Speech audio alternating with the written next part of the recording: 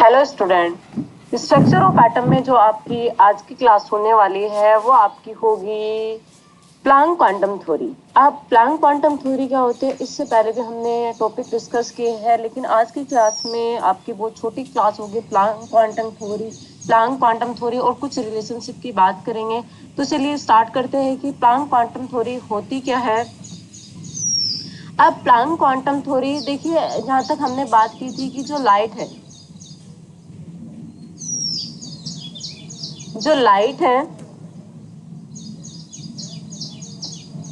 Light का dual nature होता है, यानी कि लाइट का डुअल नेचर होता है। एक आपका क्या था, वेव नेचर, और एक आपका क्या था, पार्टिकल नेचर।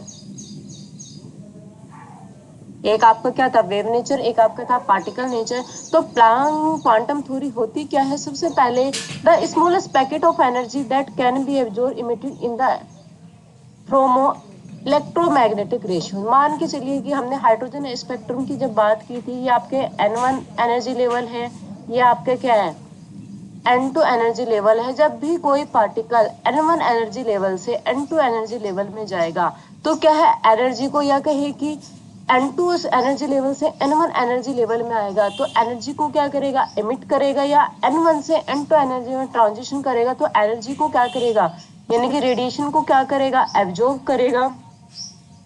किसकी फॉर्म में, इलेक्ट्रोमैग्नेटिक रेडिएशन। किसकी फॉर्म में करेगा, इलेक्ट्रोमैग्नेटिक रेडिएशन, यानी कि packet the smallest packet of energy that can be absorb और emitted in the form of electromagnetic ratio. यानी कि अगर इलेक्ट्रॉन ट्रांजिशन कर रहा है one state to another state तो क्या है, एनर्जी को एब्जॉर्ब करता है किसकी फॉर्म में, फोटोन की फॉर्म में, यानी कि पैकेट की फॉर्म में एनर्जी को एब्जॉर्ब करता है, जिसे क्या कहते हैं, फोटोन कहते हैं। या फिर क्या करते हैं, एनर्जी क्या करता है, रेडिएशन का क्या करता है, इमिट करता है, किसकी फॉर्म में, ये इलेक्ट्रोमैग्नेटिक रेडिएशन की फॉर्म में। तो उसी के बेस पे ये थ्योरी है कि जब भी कोई भी पार्टिकल एनर्जी को एब्जॉर्ब करेगा, इमिट करेगा, तो किसके फॉर्म में करेगा, पैकेट की फॉर्म में करेगा, छोटे छोटे पैकेट की फॉर्म में करेगा, जिसे क्या कहते हैं, फोटोन कहते हैं। नेक्स्ट आपका क्या है, the energy of quantum. The energy of quantum जिसे आप क्या कहेंगे, photon, is directly proportional to frequency. यानी कि जो एनर्जी है वो डायरेक्टली प्रोपोर्शनल आपकी किसके है, फ्रीक्वेंसी। भी आपके पास यहाँ क्या है, फ्रीक्वेंसी है। और जब इस भी आपके पास क्या फ्रीक्वेंसी है, और जब इस प्रोपोर्शनलिटी का साइन हटाएंगे तो आपके पास एक कांस्टेंट आता है एच वी। तो सेकंड आपके पास फॉर्मूला ये है कि energy the energy of quantum या फोटोन इज डायरेक्टली प्रोपोर्शनल होती है फ्रीक्वेंसी के। अब इस डायरेक्टली प्रोपोर्शनलिटी के जब साइन को हटाएंगे हमारे पास एक कांस्टेंट आएगा, जो आपके पास क्या होता है, एच। एच क्या होता है, प्लैंक कांस्टेंट। एच आपके पास क्या है, प्लैंक कांस्टेंट है। अब देखिए आपके पास फ्रीक्वेंसी क्या होती है, फ्रीक्वेंसी क्या होती है, सी अपॉन लैम्डा। फ्रीक्वेंसी क्या होती है, सी अपॉन लैम्डा। अब इस फ्रीक्वेंसी में जब हम यहाँ पे फ्रीक्वेंसी की वैल्यू पुट आउट करते हैं तो हमारे पास जो एनर्जी का एक्सप्रेशन बनता है वो आपके पास होता है equal to S C upon lambda, equal to S C upon lambda, जहाँ पे एच आपके पास क्या है, प्लैंक कांस्टेंट, सी आपके पास क्या है, स्पीड ऑफ लाइट जो होती है आपकी 3 × 10⁸ मीटर सेकंड होती है। और जो आपका प्लैंक कांस्टेंट होता है ये होता है 6 × 6 × 10⁻34 जूल सेकंड, ये प्लैंक कांस्टेंट की वैल्यू होती है। In case of visible light smaller packet of energy is called photon. अब यहाँ पे जो आपका एक्सप्रेशन आया था equal to S C upon lambda, अगर यहाँ हम एच की वैल्यू को पुट आउट करें जो आपके पास प्लैंक कांस्टेंट की वैल्यू होती है 6.6 × 10⁻34 जूल सेकंड, और स्पीड ऑफ लाइट होती है 3 × 10⁻8 मीटर सेकंड, तो हमारे पास जो एनर्जी का एक्सप्रेशन आता है वो आता है 1240 अपॉन लैम्डा, यानी कि वेवलेंथ। और इसकी जो यूनिट होगी वो आपके पास क्या होगी, इलेक्ट्रॉन वोल्ट। जो यूनिट होगी वो क्या होगी, इलेक्ट्रॉन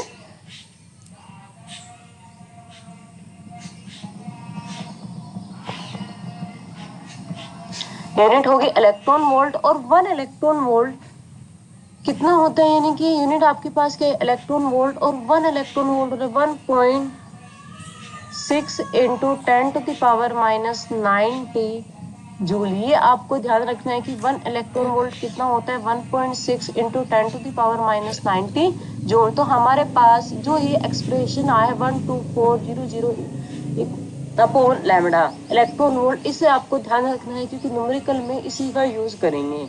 नेक्स्ट क्या आता है, energy emitted by light source is a integral multiple of H we, यानी कि जो एनर्जी इमिटेड हुई है वो इंटीग्रल मल्टीपल हो गए आपके किसके, एन के। तो नेक्स्ट एक्सप्रेशन हमारे पास ये आता है। तो ये आपके पास क्या थी, प्लैंक क्वांटम थ्योरी। और इस प्लैंक क्वांटम थ्योरी से रिलेटेड एक दो न्यूमेरिकल करते हैं कि किस तरीके न्यूमेरिकल प्लैंक क्वांटम थ्योरी से पूछे जाते हैं। तो चलिए आपको ये दो फॉर्मूले को ध्यान रखना है, एक तो E equal to S C upon lambda, या फिर आप ध्यान रखेंगे 12400 अपॉन लैम्डा, जिसकी यूनिट क्या होगी, इलेक्ट्रॉन वोल्ट। और 1 इलेक्ट्रॉन वोल्ट इक्वल होता है 1.6 इंटू 10⁻⁻90 जूल। तो एक क्वेश्चन पे मूव करते हैं। तो क्वेश्चन है हमारे पास, find the energy of one quantum, find the energy of one quantum, तो जिसकी वेवलेंथ आपके पास गिव है 6200 एंगस्ट्रॉम। तो सबसे पहले आपको गिवन क्या है, सबसे पहले क्वेश्चन में गिवन क्या है, एक तो आपके पास लैम्डा गिवन है, वेवलेंथ गिवन है 6200 एंगस्ट्रॉम आपके। आपको वन क्वांटम की एनर्जी बतानी है जिसमें आपकी वेवलेंथ गिवन है। तो सबसे पहले एनर्जी का एक्सप्रेशन लिखिए,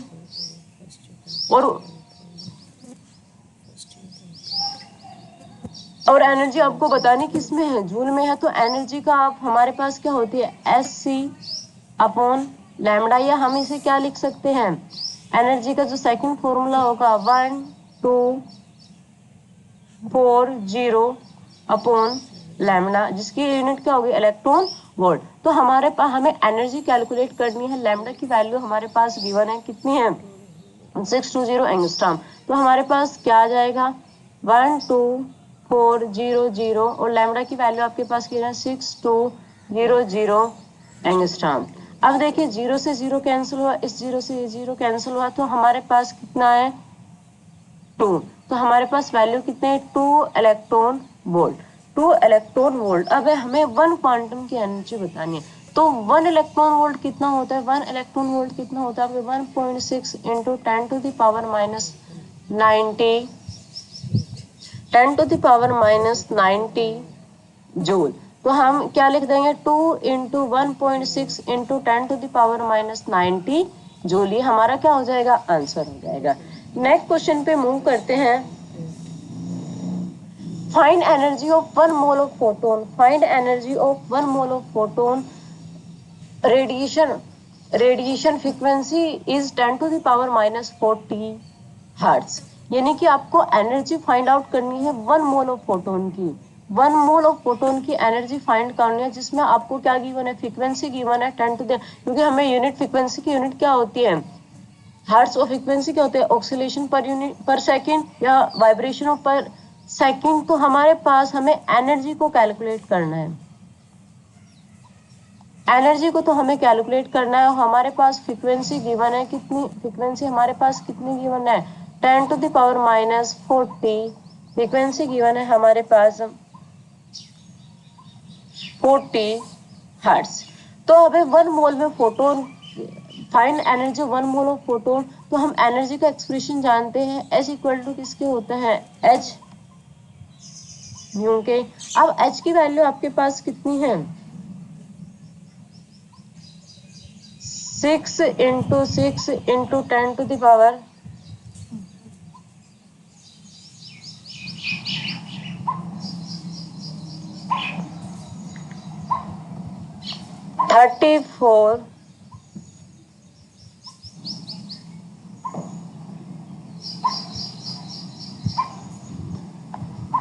6 इंटू 6 इंटू 10⁻34, और आपके पास फ्रीक्वेंसी कितनी गिवन है 10 टू द पावर, फ्रीक्वेंसी कितनी गिवन है 10⁻⁻40 -40। और हम लिख सकते हैं कि 1 मोल ऑफ फोटोन की एनर्जी को कैलकुलेट करना है। तो 1 मोल किसके इक्वल होता है, 1 मोल किसके इक्वल होता है, Na के इक्वल होता है। तो हम यहाँ पे लिख सकते हैं N ए, तो आपके पास एवोगैड्रो नंबर क्या होते हैं, हम लिख सकते हैं 6 इंटू 10⁻³ -23। जब इसे सोल्व करते हैं हमारे पास आंसर आता है 37.6 इंटू 10⁻³ तो इस तरह के क्वेश्चन आते हैं आपके प्लैंक क्वांटम थ्योरी से। कुछ और क्वेश्चन क्लास के लास्ट में डिस्कस करेंगे। नेक्स्ट टॉपिक पे मूव करते हैं, de Broglie hypothesis. De Broglie hypothesis और इसका भी कुछ रिलेशनशिप की बात करेंगे। अब डी ब्रोगली हाइपोथेसिस क्या होते हैं कि लाइट क्या होता है, डुअल नेचर होता है, particle nature and wave nature. तो अकॉर्डिंग टू डी ब्रोगली के अकॉर्डिंग क्या होता है कि electron possess both particle and wave nature, यानी कि जो इलेक्ट्रॉन होता है वो दोनों की तरह बिहेव करता है, वेव की तरह भी और पार्टिकल की तरह भी। तो डी ब्रोगली ने क्या कहा कि इलेक्ट्रॉन प्रोटॉन है इवन एटम, यानी कि इलेक्ट्रॉन हुआ आपके पास, प्रोटॉन हुआ या even atom, behave particle S पहले एस, यानी कि वो पार्टिकल की भी तरह बिहेव करेंगे एंड वेव की तरह भी गए। और हमने एक इक्वेशन पढ़ी थी E = mc², जो आइंस्टीन की इक्वेशन है। और according to Planck quantum theory हमारे पास E किसके इक्वल होता है, h म्यू के इक्वल होता है। जब हम दोनों से लेते हैं mc² h भी, तो यहाँ पे फ्रीक्वेंसी क्या होती है c/λ। तो हम जो नेक्स्ट एक्सप्रेशन बनाते हैं वो हमारे पास क्या होता है mc² hc/λ। अब एक सी से एक सी आपके पास क्या होगा, कैंसिल आउट हो गया। अगर यहाँ से हम वेवलेंथ की वैल्यू कैलकुलेट करें तो हमारे पास क्या आ जाएगा h/mc, या हम लिख सकते हैं लैम्डा किसके इक्वल होता है h/mv। तो ये दोनों रिलेशनशिप आपको ध्यान रखने हैं। तो ये क्या होती है, यानी कि डी ब्रोगली ने कहा था कि कोई भी इलेक्ट्रॉन जो होता है वो पार्टिकल की तरह भी बिहेव करता है, उसका नेचर पार्टिकल एंड वेव दोनों की तरह होता है। चाहे आपके पास इलेक्ट्रॉन हो, प्रोटॉन हो, इवन एटम, दोनों की तरह बिहेव करेंगे, ऐसे पार्टिकल एंड ऐसे वेव। तो ये रिलेशनशिप हमें ध्यान रखना है, जिसमें हम लैम्डा वेवलेंथ की वैल्यू को कैलकुलेट करेंगे, क्योंकि यहाँ से न्यूमेरिकल आते हैं जिसमें हमारे पास लैम्डा क्या है, वेवलेंथ है, एम क्या है, मास इन केजी में है, वी क्या है, वेलोसिटी इन मीटर पर सेकंड, एस क्या है, प्लांक कांस्टेंट, और जिसकी प्लांक कांस्टेंट की वैल्यू कितनी होती है 6 × 6 × 10⁻³ -34 जूल सेकंड। तो इससे नेक्स्ट